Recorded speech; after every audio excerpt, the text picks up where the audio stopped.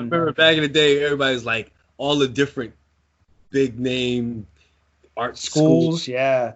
Pratt and all other ones. And I didn't go there. One of the girls, Jill, I think went to Pratt. Swistak went to SVA, but about a year after high school, look at the Optimus Prime in the background. Nice. Yo, check out Thor.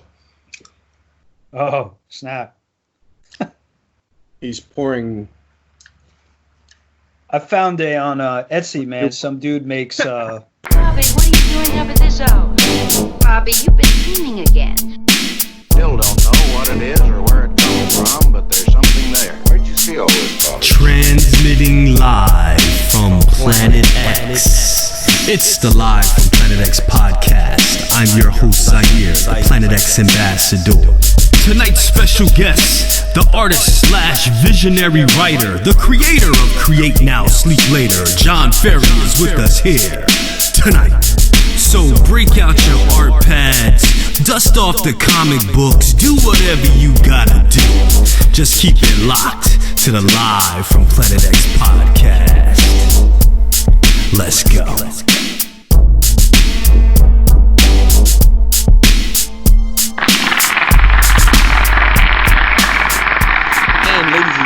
Tonight's special guest, the creator of the YouTube channel Create Now, Sleep Later, my friend for over the past 30 years, John Ferry, is with us here tonight. John, welcome. Thank you, man. Thanks for having me. No doubt. So, John, man, yo, I know we've been chopping it up, man. Yo, tell the people who you are and what you do, bro. So, I am a person who has a day job like everyone else, and that day job provides for family and et cetera, but my night job, which is my true self, is ultimately helping other creative people realize their creative dreams. And the platform I started to use to do that was YouTube. And I'm hoping to expand that further to complete my own creative projects and sort of help people navigate maybe some negative parts or perceived negative parts about being creative through the experiences I went through and how I dealt with them. Nice, man. So let's talk about art, man. Mm-hmm. Yo, I know you love art. You are a great artist yourself, man. What influenced you back in the day, or just what inspired you to like pick up a pencil and start drawing? Any early memories of that?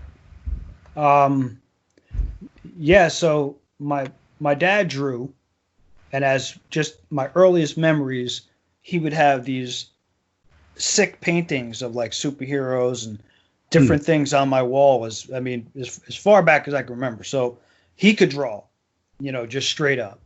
And then I always, whether it was a nervous tick or whatever, always doodling, back, I'm in my late 40s now. So it would be like Star Wars, spaceship battles, or video games, Donkey Kong, what have you. And then somewhere around age 10 or something like that, I had a friend, back in New York on Staten Island, my friend Eddie, he introduced me to comics. And then once that happened, it was just like, right. Never went back to anything else but drawing superheroes, creating stories around superheroes. And, that was it after that. Nice, man. I love comic books myself, man. I remember like going to the Strathmore Lanes, and right next to the Strathmore Lanes was this little comic book store. I don't even remember the name, but I used to like the money that my moms or pops would give me to play video games. Instead of putting my money on that, I would go buy like G.I. Joe comics, and like Transformer comics, But man. Yo, John, man, I've known you for so long, man. I remember when you moved from Staten Island and came. I don't even like the memory. Memory is like funny thing, but like I just remember like when you moved in, like right around the corner from me, and I met you and your brother and your family, and you got cool and you were into like art and video games and stuff, and you and my brother clicked, man, and then like that's how we all became friends, and man was friends ever since before Nintendo even came out. Like I remember riding our bikes way to like some store, service merchandise or something, just to look at the Nintendo in the glass case. Yeah, all the way to the Woodbridge Mall, man. That was a hike. Yeah, man, we were like little versions of Indiana Jones back in the day, man. Just to see if something new came out, you know? Like Right. Yo, so tell the people, like, fast forward now, we're going through the time machine. Mm-hmm. Tell the people, like, I know, like, your YouTube channel, man, you're like displaying these new art tablets, the future things like we were thinking of back in the day. Like we were thinking of these like things now, and now they've come to life. What tell the people about the tablets and everything, the drawing tablets and all that stuff, man. So the channel is like a happy accident. And somewhere around, you know, without sort of understanding the history, you know, once I started to have complications from, like we were talking about before, the conflict of who I was versus who I pretended to be, right? Around the turn of the millennium, artists and comic book artists started to turn to digital for coloring and, you know, et cetera, et cetera. And I started to collect tutorials because even back then I knew I was going to have to get back to it, right? I was going to have to not necessarily leave the day job, you know, but I knew that this muse that I had, right, I was going to have to get back to it. So it's just in you. It just is who I am, right? Exactly. So collecting all those things, and around that time to do this digital art, they had these, basically we'll call them, we'll just call them pen tablets, meaning you have a tablet you put in front of you, you draw while you're looking at the screen like that, right? And that's what they were using. And then a little bit later on, they came out with displays. You could literally draw right on the display, which was a lot better for the eye pen connection, right? Because you're now drawing as if you were on paper, except it's glass. And I just kept collecting tutorials, kept going through pen tablets, hoping I'd get back to drawing again. You know, kept back up. This went on, man, for like 10 years. And then finally I got up enough money to get what they call the largest company that produces these projects is a company called Wacom. Wacom. I still never pronounce it right. Oh, I see you. And they make they started it, so they're obviously the best at it. And then the knockoffs started to came out, right? From the different, you know, out of China and all this other stuff. And they were largely not good at first because Wacom had all the technology patented. So they couldn't do the exact same things that Wacom could do until the patents ran out. But I had saved up enough money to get myself an alternative, you know. And when I got it, the thing was all busted up. And this is what I mean by a happy accident. So because of this divergent path into IT, I was really good with a soldering iron and, like, you know, you were talking about video games, man. When Xbox first came out, they didn't have joysticks. So I built my own joystick, hacked the gamepad, and did all the wiring. And this is what's stupid. This is what we do to waste our time instead of drawing, right? But that's what I did. So when I got the display, I pulled it out at work, and, you know, with a mutual friend of ours, you know, we mentioned Lang. Now I'm sitting there. He thinks I'm crazy, man. I'm trying to solder this thing, and I got it to work. Well, anyway, that company, the company name was Bosto, and I wound up starting a relationship with them. And a couple months later, wound up convincing them to send me $400 or whatever it was, the newer version of the tablet. And I took it, I unboxed it, I filmed it, not really having a YouTube channel. And then I did, review on it.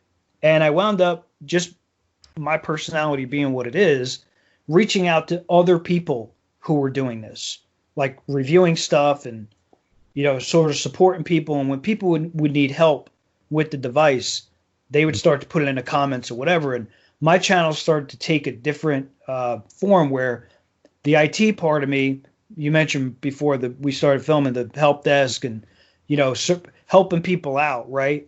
Where because I had this technical background, I was able to help people in a different capacity than just, here's how you draw a head. You know, I was able to help people like, here's what you do in Windows, this is where you go, unplug this, you need this kind of cable, right? So the company really liked that. And they made me what they called an agent. They wanted me to sell them. And that didn't work out because I wasn't putting up $2,000 in pen display devices or whatever, but I wound up starting to still buy my own devices. And when it was starting to go good, when people were starting to watch it, I'm like, I might be onto something here. This is a little bit different than what other reviewers are doing. Like, we all love our artist counterparts, but they don't know what I forgot about PCs and technology, and they're certainly not ripping apart a pen display tablet with a soldering iron and fixing it. So they may not understand when they're experiencing something negative, the pen cursor's off, or what have you, right? They may not understand the underlying technology enough to help them. And that's sort of, if you look at the comment section, I reply to almost every comment. And if they have a question, people are coming in saying, hey, I can't get this to work. Well, here's how you get it to work. So that's basically the genesis of it. And then other companies, especially the alternative ones, start to reach out to me saying, hey, we saw your channel. We like to send you this thing, whatever, you do a review of it. And if you watch my reviews, they're much more technical in nature. Here are the specs. Here are the problems I encountered. Here are the features. Than an artist who's saying, yeah, man, I bought this thing. It draws great, blah, blah, blah, and video, Mm-hmm. Do you see any rooms for improvement in the current technology with everything? Like, is there anything that like really gets on your nerves? Like you know that this could possibly be better in a certain way? Well, yes and no. Like I said, Wacom has largely perfected, the pen display market, right? And they still make the pen tablets. So, your entry point to digital art now is, any kind of laptop or PC you have laying around, and, anywhere from a $20 to $50 pen display. The paint program with little blocks. Yeah, we're along, with pen pressure being what it is in the programs, and that's a big thing that you mentioned, because it's not just the hardware that's matured, it's the vast array of art programs. If you're a painter, whether it's an oil painter or you are an illustrator, an inker, or a color, or a photographer, I mean, there's a program out there for you. There's a lot of free programs out there for you. So what we had problems with in the pen display, so the pen tablet, right? Not a lot of problems there. They would just increase pen pressure. They started out with like 512 levels, and then they doubled that, and then they doubled that, and they did double that. And that's basically when you put the pen against the tablet, all the different gradient levels. I call them in the videos to not confuse people, right? Light to dark. Mm-hmm. And now they're up to like 8,192. So I think we've probably plateaued there. I think 8,000 levels of pressure are probably enough. But right. we had a problem with what they call parallax in the pen display world, where if you ever open up your computer display, which I don't recommend you do like I did, you'll see the display itself, right? The LCD panel. And then underneath that is the actual digitizer. The digitizer is what talks to the pen. The pen is no real different than your mouse on your computer. It's just an input device. How it operates differently and how it does the pressure and all that other stuff and the tracking is through that digitizer. Mm-hmm. So what we had a problem with when the displays started to become larger is this negative effect called parallax. And what it is between the digitizer, the LCD, then you have a layer of glass. And that gap would make the cursor offset and it would kind of bug out your eyes. Now, everybody got used to it, but it was something we wanted to get rid of, right? Mm-hmm. And they've introduced like laminated glass and bonding to really reduce that gap. So I think we've largely solved that, color accuracy off the scale now, with what they have the ability to do. Right. Yeah, I noticed in one of your videos. I remember I was watching one of your videos. You said you really didn't like to draw on the glass as opposed to the other materials. Mm-hmm. Just kind of maybe felt better, more natural. Well, if you ever took a pen, right, and you go and draw on your window, it doesn't really feel like paper, does it? So, yeah, right. What some of the companies have started to do, Wacom first, is they've implemented this etched glass where if you put your hand across it, you don't really feel it. But if you put the pen across it, there's like a resistance to it that we say it's, pencil-like, but it's better than glass, put it that way. So they got like a little etch cross section on the glass. That's what it is. It's like an overlay to the glass itself, or it's like almost like a spray coating that you can't see. Now the negative of that is that on some displays, depending on it, could give you sort of a grainy look. When you're looking at the but underneath it, it's the colors aren't impacted or et cetera. It's just to really give more of a paper-like feel to people who are looking for a little resistance like me, who don't want the pen just sliding against the glass. I mean, early on we lived with it, but again, even the alternative brands to Wacom like Huion and XP Pen, who are, if Wacom's number one, XP Pen and Huion are second, tied for second. And then now we have the iPad, which has exploded the digital art world, because now anybody with an iPad Pro and a decent screen protector, which they make, and I've reviewed some that are geared towards art. I mean, the entry point is just for digital art. If you want to get into it, there's no better time than now. Right. What do you think? What do you think is the best equipment for your buck nowadays? I know you mentioned Wacom. Do you think Wacom would be the way to go for somebody getting into like digital art? Any specific model you just really recommend to people? Well, the answer is subjective, right? And it's one of the reasons why in the reviews if I'm reviewing a device, I don't often compare it to other devices, because I may have some, verbiage in there, just to give people a sense. But I find once you become established as a reviewer, if I say, go buy this Huion versus this Wacom, or vice versa, I'm taking that decision away from you, and I'm influencing you. You might listen to me and then go buy. But I think if the thing with Wacom, right, they've been there from the beginning. So there's a reliability factor and an amount of equity they've built, right, that for some justifies the extra money you're going to pay for it. For others, they're going to want to save $200 and buy a Huion that largely does everything the Wacom does, maybe just a little bit differently. But if I draw on a Huion or an iPad or an XP Pen or a Wacom, there are subtleties that are different about the brands, and even by tablet, right? So the smaller tablets versus the larger ones. And so my general counsel for people is to say, well, what's your, it's like back in the day when I used to help people build PCs. The first thing I start with is, well, what's your budget?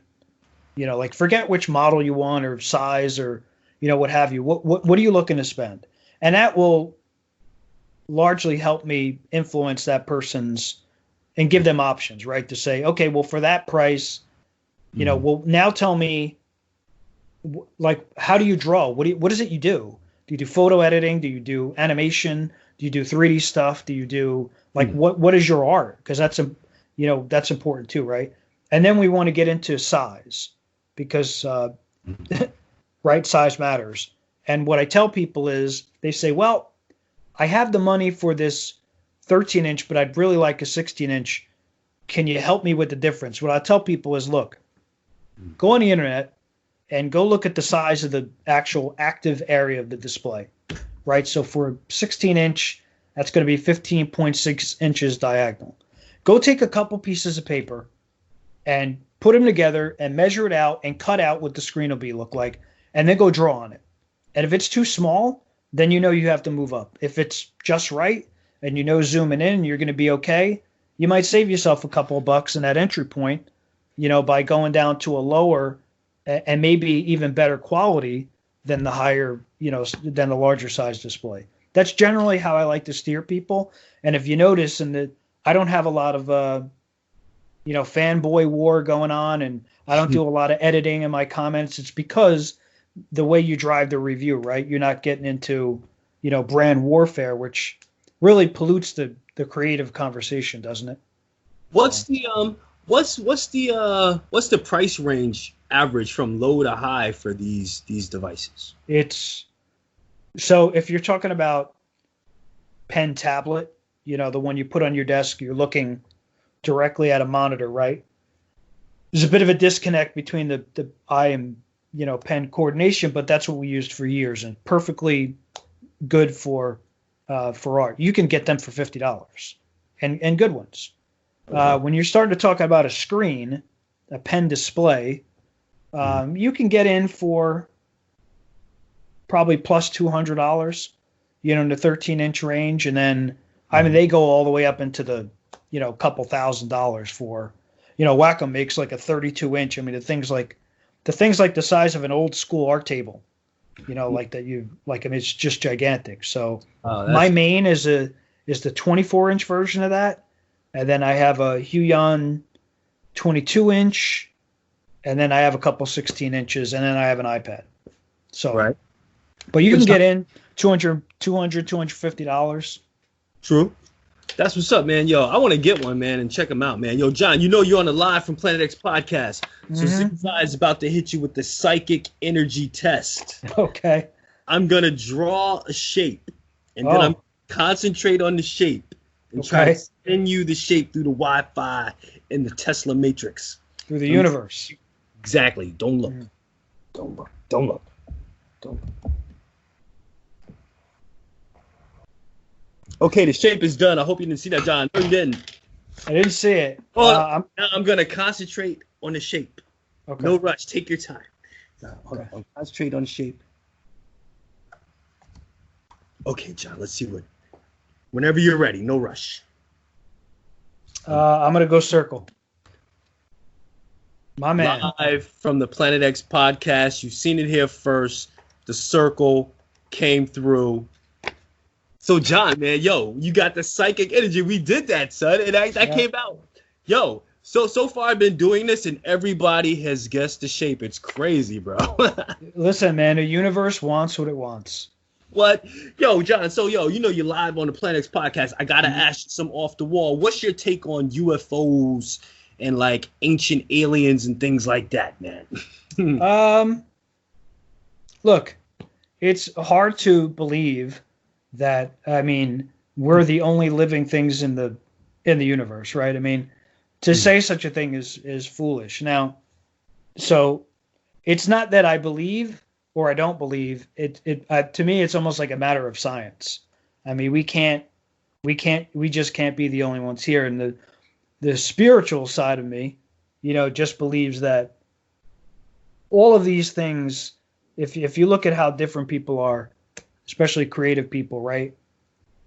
There has to be a reason that everybody on a mental tip is sort of so different, right?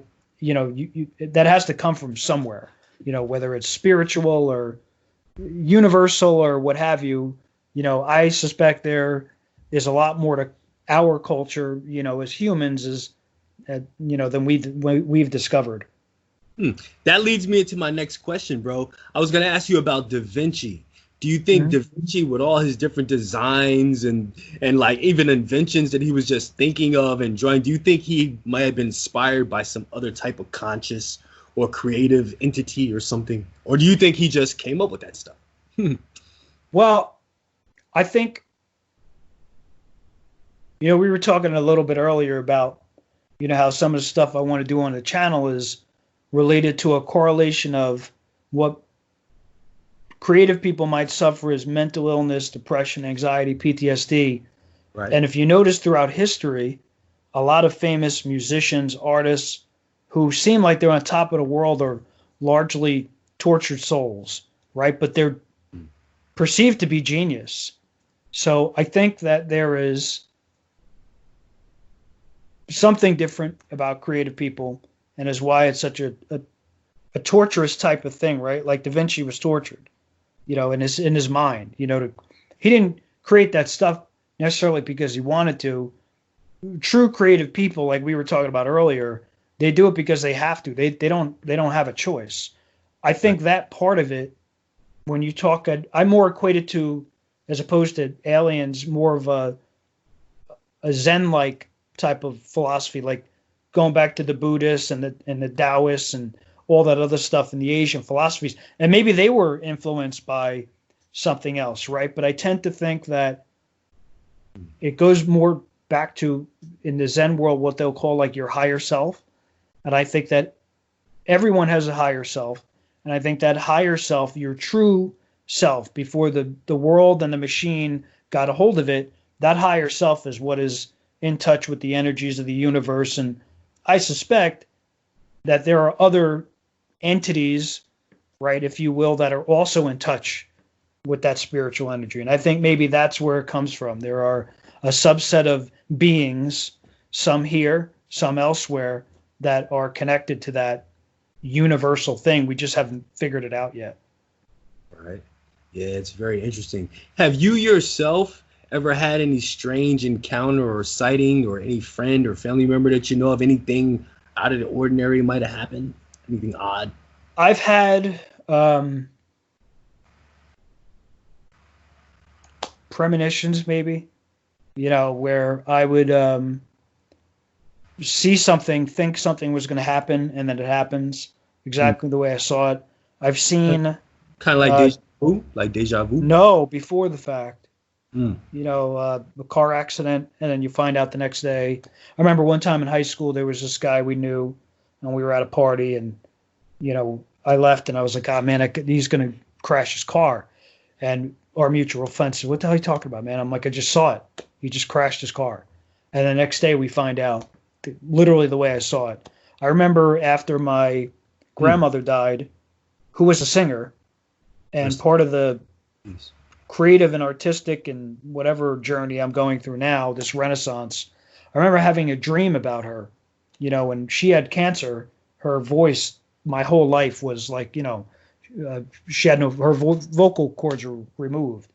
And I remember having dreams about her, but she was talking to me in a voice I had never heard until I heard her recorded record. She had a record recorded, and, the voice was the same. So just weird stuff like that. And I just don't think it's coincidence that she happened to be a creative person, like going back to that theme of, this circle of universal energy. So I'd say that's probably the closest I've had to experiences. But I mean, there are probably at least 20 of those with different people throughout time, sort of these dreams or visions or, something I'm not in control of that I can, vividly remember, unlike a dream, right, that I could describe to you today.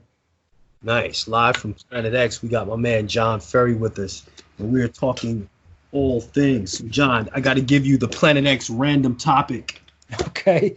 Let's pull out the random topic out of the declassified files. What is John Ferry's take on Atlantis? What's your take on Atlantis, John? You think Atlantis was real? Do you think Atlantis is still out there to be discovered, or you think it may be just somebody's story from a long time ago that was passed down?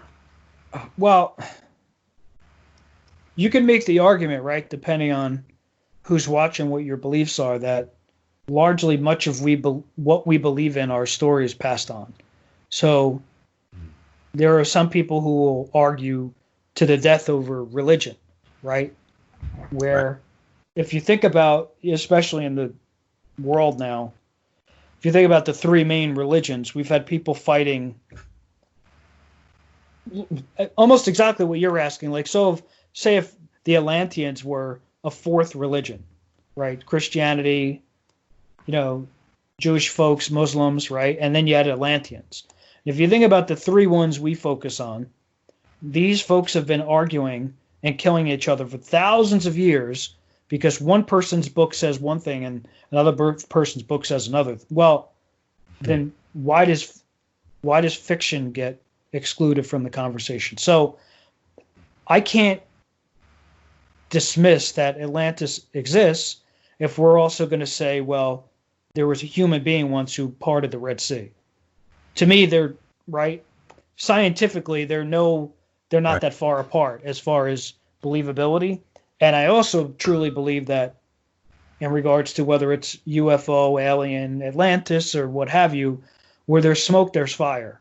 And we know that we live in a culture, again, going back to the machine, that tries to control everything and, make everybody be what they want them to be. We know for a fact that they cover these things up. So for all we know, it's not undiscovered. They didn't discover it, and they're hiding it. I mean, who knows? Right? Yeah, some people have been saying, like, it might be up under Antarctica, and it's been there, and they discovered it, like, back in the 40s, and it just been keeping it secret, and who knows, man. I mean, like Roswell, right? We know something happened. We just don't know what. Right, yeah. Everybody knows Roswell. Yo, John, man, in your opinion, where do you think the future of art is going? Do you think we might really get, like, the holograms, like super holograms, like for consumers to enjoy, like the little Star Wars device where you hold it in your hand, a little hologram pops up? Do you think we might get some stuff like that in the future? I don't know. I mean, we were talking earlier about... Oh, and that reminds me, I got another question for you, too. Okay. So we were talking earlier about how I distinguish between a creative person and an artist. An artist is, and to do art is the application of a learned skill. So based on, that latter statement, if you had a person, an artist who decided to do that, and we've had some stuff in the video game world, not just VR, but Microsoft had HoloLens, where they're not so far off. I mean, 20 years ago, did we ever think that 3D printing would be a thing? So, I mean, it's hard to imagine that that's not possible. So I think as far as the application of and technology of, we probably haven't even touched the limits of that. Where I'm more concerned is of the sort of battle for the creative soul in the landscape of the world we live in right now, where it's like, oh, you and I disagree about something, I hate you. And I think that's a larger conversation. And in this COVID, and with the renaissance of artistic and creative people I've seen kind of come together, I think that gives me more hope than a new application of art, as opposed to a resurgence in the creative mind and the appreciation of art in general.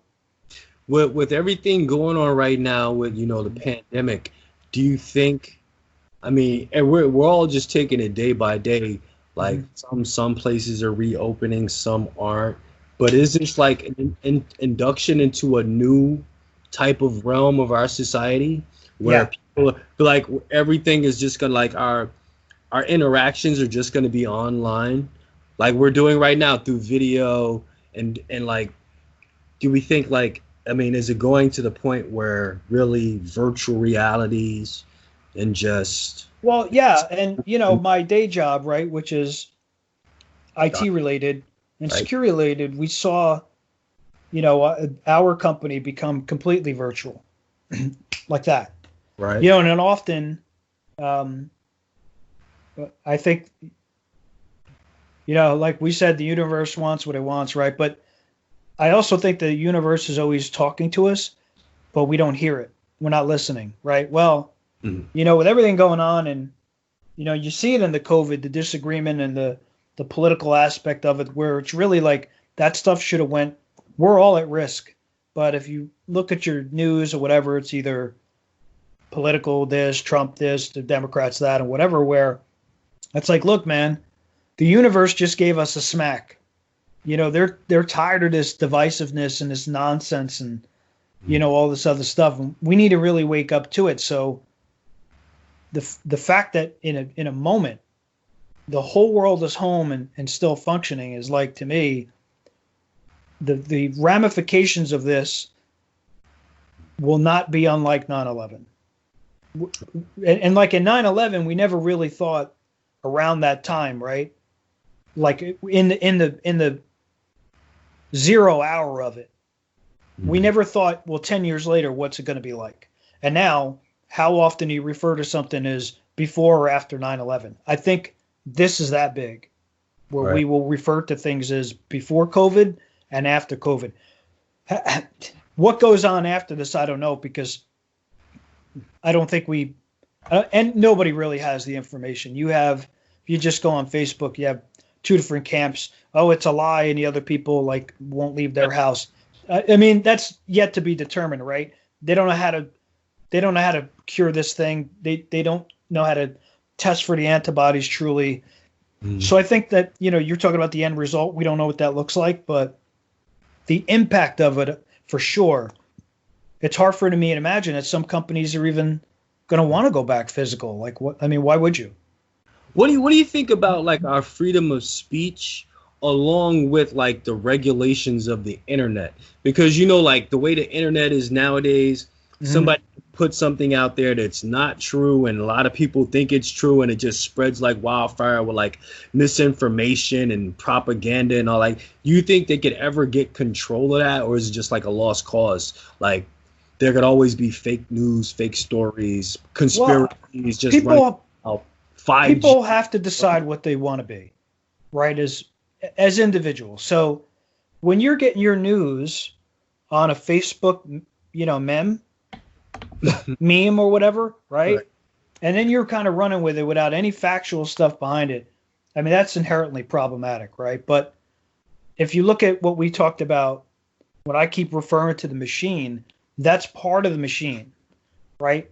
And we talked about, I think, before, like, go to college, get a job, get married, have kids, get a house, like, start saving for retirement, save for college. I think all of these things largely are what put creative people in such a awful and outcasted, position, which is why I want to start to help folks like that and address it. But it's not that undifferent than what you're talking about. Whereas you can go on Facebook, but I mean, I largely go on Facebook for art stuff or writing groups or, all that stuff. And you can remember a number of years ago, I was fairly active in the political stuff and then just walked away from it because I realized, when I was younger and thought I'm a Republican, and then I thought, well, I'm a Democrat.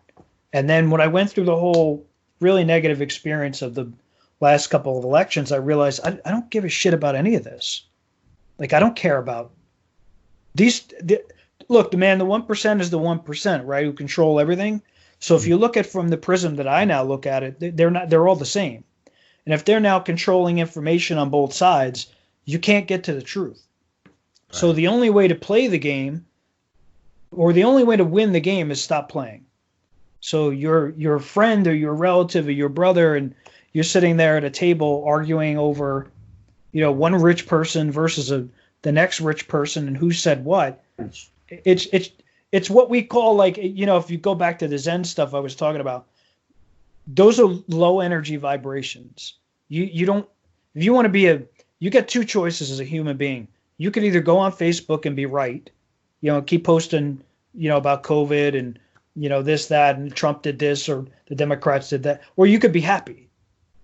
And that's that's a very important decision that people often don't discover until later in life. You want to go on Facebook, that's cool. Post pictures of your kids and talk about stuff. Stay out of all the political stuff. Keep your family safe. More importantly, just be happy. And I think everything will wind up being better if we get more people there. Right. You're not going to get to the truth. It's always going to be protected. It's been since the beginning of time. We talked about Roswell, right? We still don't know what happens. I watched your podcast. I forgot the gentleman's name about the moon landing and all that. You know what? You're never going to know.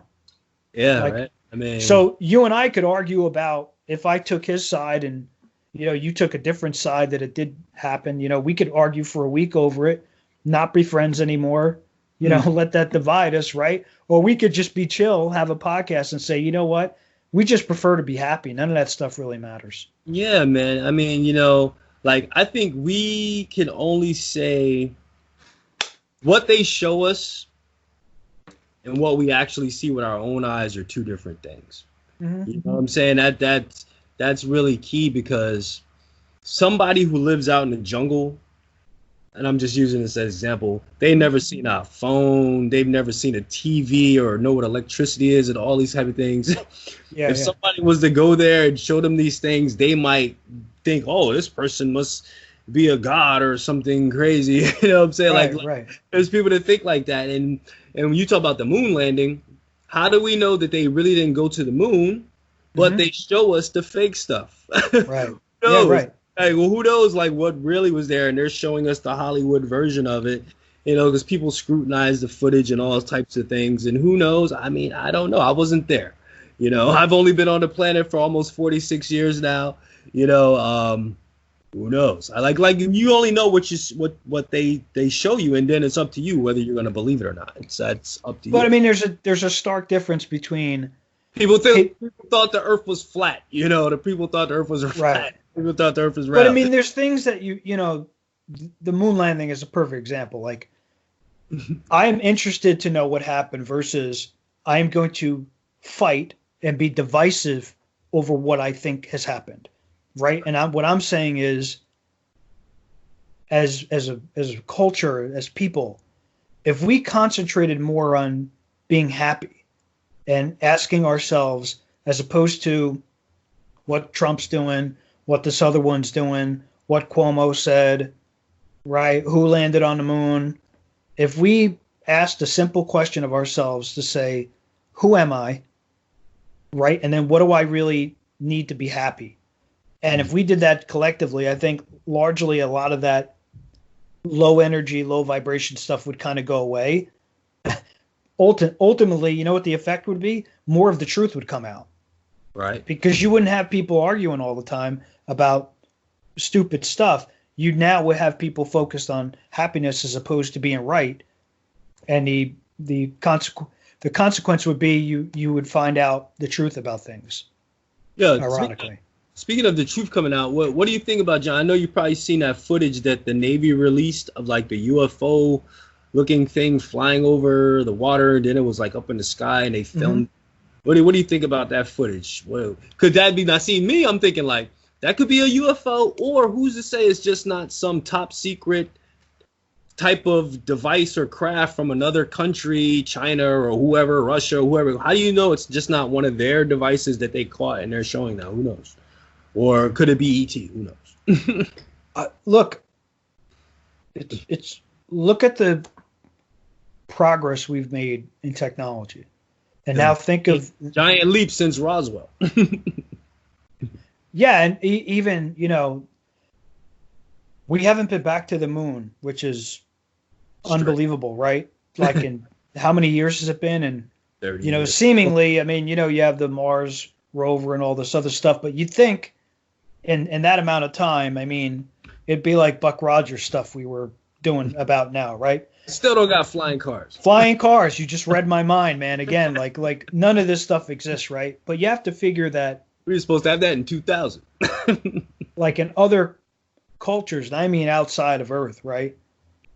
You would think they'd be more advanced than us. I mean, we have planes and things that can cloak themselves and not appear on radar. So to me, it's not out of scope of, not out of the realm of possibility that someone somewhere has created something where they could, you know, fly through the atmosphere basically undetected, but then somebody invents some kind of a camera and now can see them in a way they didn't do before. So I don't dismiss anything, you know, really. Right. Well, John, tell the people out there how they can keep up with you and about your YouTube channel, man. And also I want to ask you, do you offer any design services for people out there, businesses, or people that want a logo or things like that? Do you work with the people like that? No, not directly. So right now my entry point, so I'll answer your first question. If you just Google Create Now, Sleep Later, I mean, you'll find my Instagram and, you know, the YouTube channel and, you know, stuff like that. So I think the initial phase of Create Now, Sleep Later is basically, you know, now at what I would call an operational stage, right? We got the hardware reviews, you know, at a point in time when I can knock them out on a consistent basis. People seem to enjoy them. Not the logo stuff directly, but where I want to focus my energy is now maybe some tips related to either creating art within a program or, you know, eventually maybe some live streaming and stuff like that. And then the last and maybe the most important would be what we said earlier. Some of the more mental aspect, the spiritual aspect, and some of the more negative things that creative people like me have experienced, depression, anxiety, PTSD, and all that other stuff, and the kind of journey through that to become your best creative self, really lock into that higher self version of you, is Right. stuff we're going to start doing on the channel pretty soon. But I'd say that's where it's going. Nice, man. I can see you doing like a John Ferry masterclass of drawing, like showing people, like just like a masterclass of you just showing people techniques for drawing characters, just all different types of things that you do, man. Because you draw like so good, like DC, Marvel, and these new comic book people out there, and the old school people, man. Y'all need to holler at John, man. Let John. Well, be- you know, the balance is you work your day job, whatever, right? You have to do that. Well, exactly. I'll argue that you have to do that, and I'll cover that stuff later on the channel because I don't actually believe that anymore.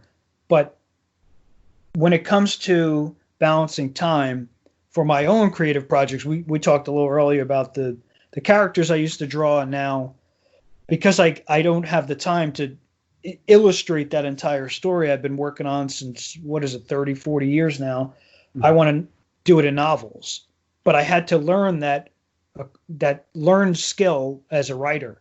And I've gone through a couple different versions of the first manuscript and et cetera. So I don't know. I guess I could see myself teaching as long as it didn't conflict with my own personal projects. And like I said, the other part of it, the spiritual part, is mainly in addition to that creative muse, I feel like I have to give back.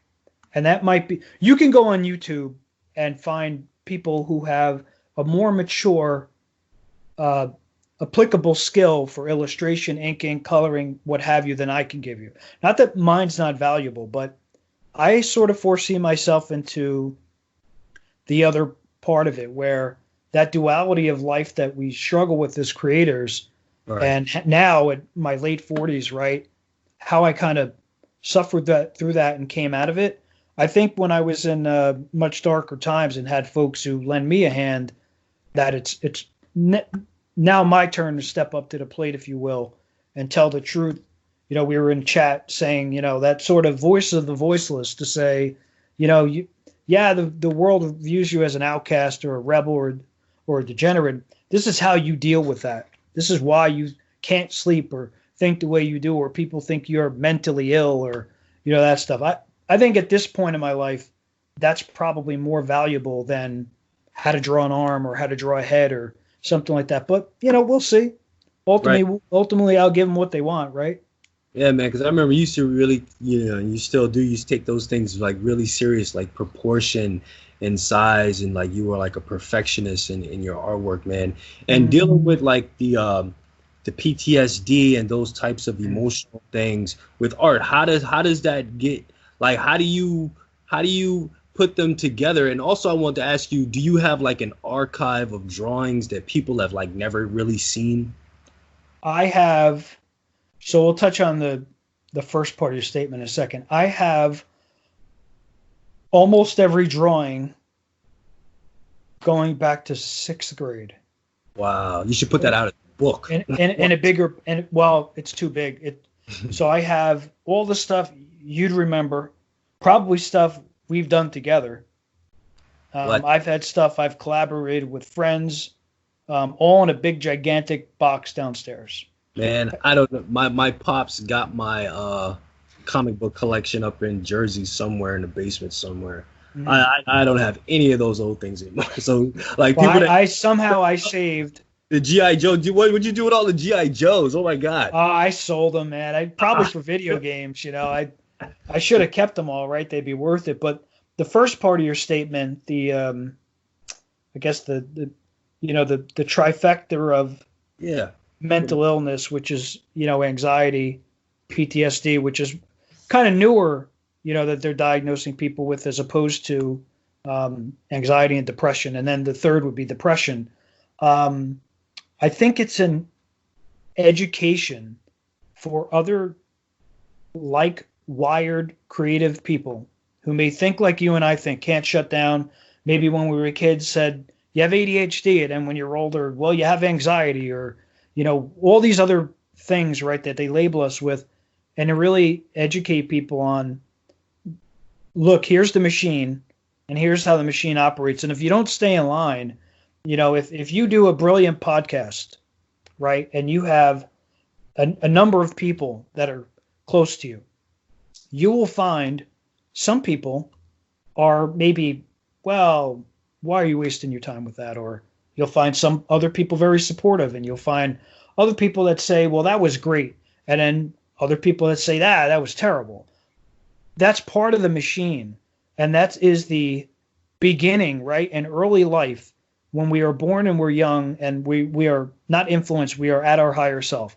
And then throughout time, all these little things, girlfriends, relationships, friends, family, all these things start to poke at us because we're not like everyone else.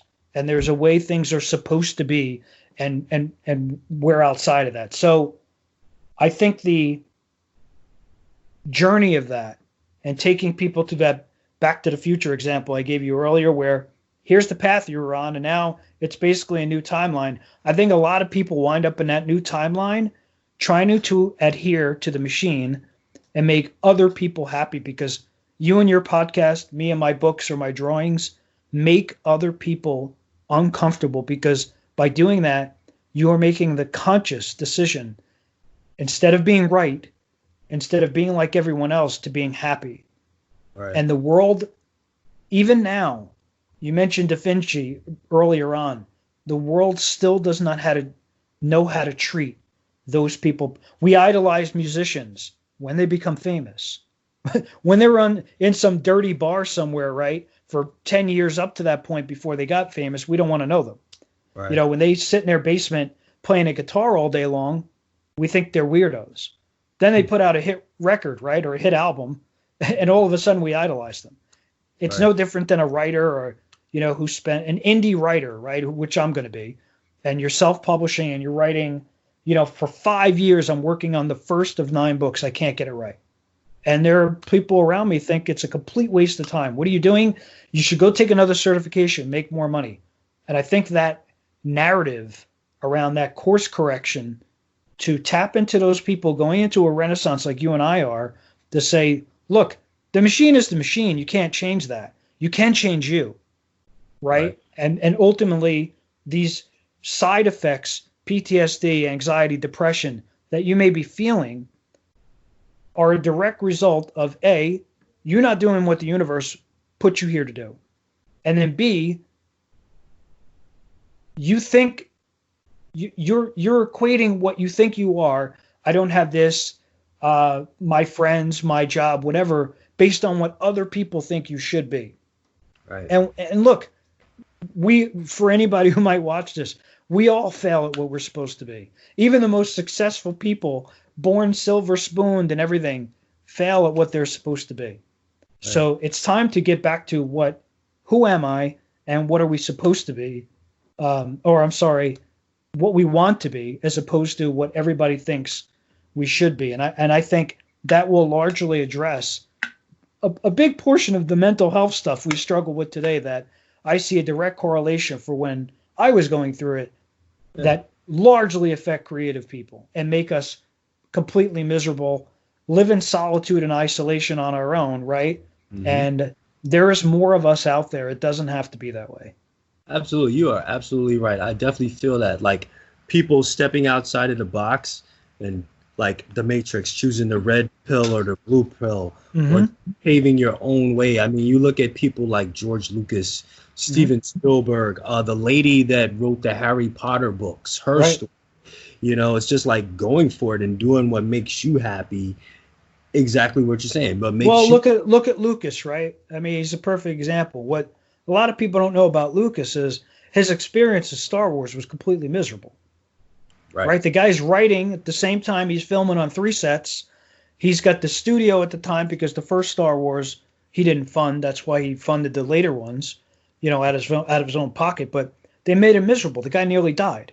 He had anxiety attacks. He had all kinds of stuff going on. And then by the end of Return of the Jedi. Yeah, the movie came out, and like people didn't know how the movie was gonna do. Like even the people that were working on the set, because everything is filmed, shot, and out of order, and they didn't know. They thought it was weird and crazy, and then boom, look what happened.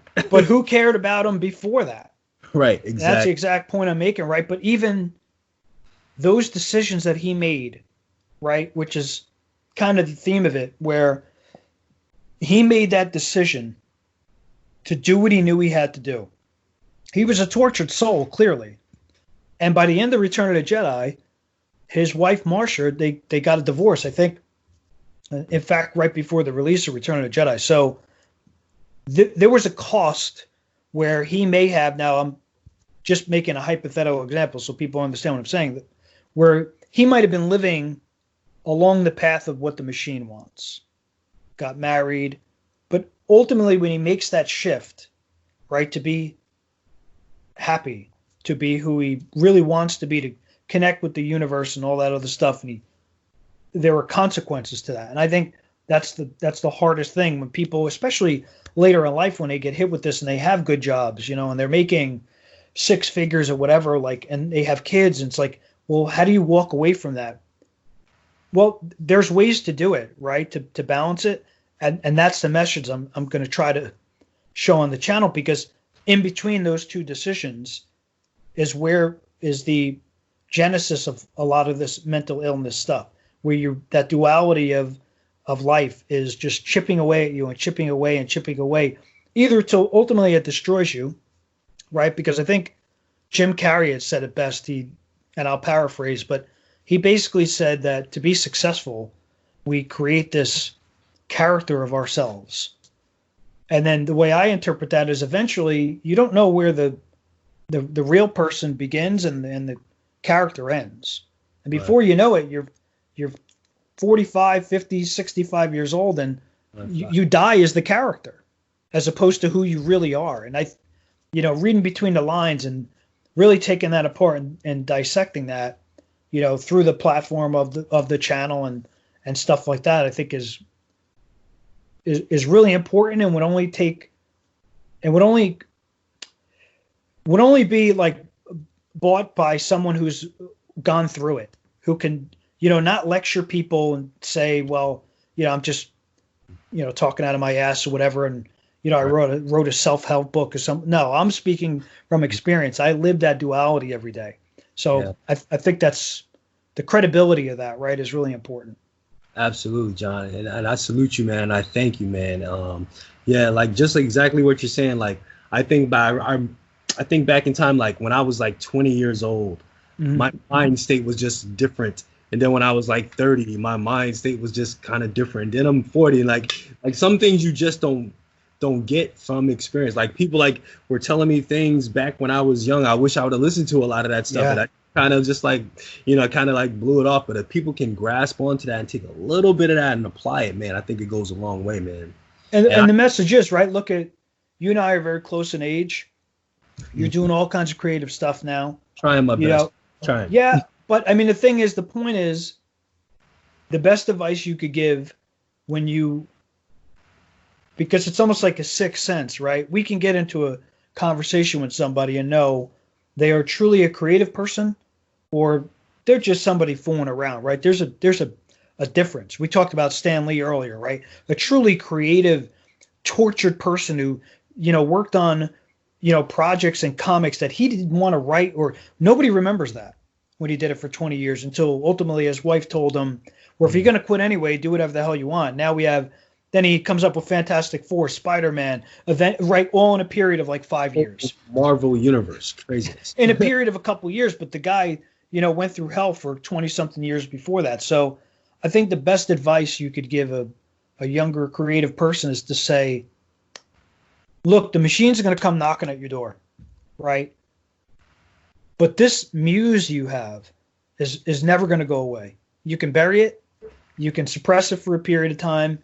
You can go take that cube job if you want. And if it makes you happy, then do it. It's not right or wrong, right? You're going to meet that girl or guy or what have you. All that's cool. You're going to have kids. But what's most important is sooner or later, that muse is going to come knocking at the door too. And if you don't address it, it can put you in a place you don't want to be. you have to. I mentioned to you that book, The War of Art by Stephen Pressfield. Absolute must read by creative people, but I think he's got a quote in there saying, I forget it, but the basic paraphrasing of it is, there's a quote in there about a kid who's kind of dancing around. And I guess the one parent says, he's all dancing around. And the other parent goes, he's got that jiggy in him. You just got to let him get it out. That's the difference, right? That's the duality right there. The one person, I butchered that, but you get the gist of it, right? Yeah, the absolutely. One parent sees, right? No, this is wrong. He's the dancing fool, right? He needs to do this. That's the machine. The other parent recognizing he's got to get that out of him because that's who he is. Who knows? He might be on Broadway. Who knows? But the success or perceived success of it is irrelevant to the fact that they just have to do it. Because the honest truth is, the people who are successful singers, comic book artists, which you and I are, right, followed, the odds of you making it as a comic book artist today, when the comic book industry is largely dying, they don't know what to do, and now web comics and there's other mediums, right, that are taking over. The odds of being a financial success, which again, because of the machine, that's what we equate to success. Right. What we're really saying is financial success. Whereas you and I could collaborate on a comic, we could draw it, we could put it up there on a webpage, and that's it. And maybe nobody will ever read it. Maybe a million people will read it. But that's where we conflate two different issues, right? Like, if I'm going to do art, if I don't make money off of it, I'm not successful. And that's right. That's the smashing of two worlds and the separation I'm hoping to educate people on, so that they can go about their daily lives and get to a place where they say, you know what, I know who I am, I'm enough, and I'm okay, I'm happy. Right. That's really where you want to get to. And I definitely think that, like, we didn't like realizing it sometimes, but I do believe, like what you said, we're kind of like on a frontier right now of all these new types of ways we could go with stuff. And like majority of people don't get it and don't see it. And they're just living in that machine type of environment, like what you're saying. Yeah. Well, think about it. As a musician, which you largely are, let's say, but still, right? As opposed to when we were in school, right? There was no way for you to create music and just get it out there, right? So if you did, you wrote some rhymes and put some beats behind it, you're a musician, right? I mean, if you put it out there on SoundCloud or YouTube or whatever, it's no different than really the more illustrative art community, where you couldn't just create your own comic 20 years ago. So if you missed that train of school and all this other things like I did, or, went to school for a little while like we talked about earlier and then left, there was no real way for you to take your work, produce it, other than go around to conventions around the country and let people see it. It's not the case today. Do you remember us drawing up all the different comic book characters and going to the A&P? Yeah, setting up our table and selling the drawings. And if I'm not mistaken, I believe we sold all of them just for a couple. Yeah, we did good, man. Only 2 or 3 we didn't sell, but we sold all of them. We were surprised people were buying them. Yeah, and we were doing it with what? Markers? Yeah, pencil drawings. We inked them and colored them with colored pencils and inked them. So if you think about it, like we were talking about earlier before we really got into it, but we were sort of ahead of the game mentally, right? Yeah, we were business mind. We were in future business mind state. We knew what we wanted to do. Right. The problem we had is, the technology wasn't there yet, right? And unless you made it as a successful artist, right? There was no way anybody was going to see your work. But today, we had to hit the streets. Yeah, I mean, we had the brain trust built in. We just carrying I don't think up to the A&P carried a big table. But if you think about it, though, right? What happened to us? The machine got us, because we didn't really have all the right influences.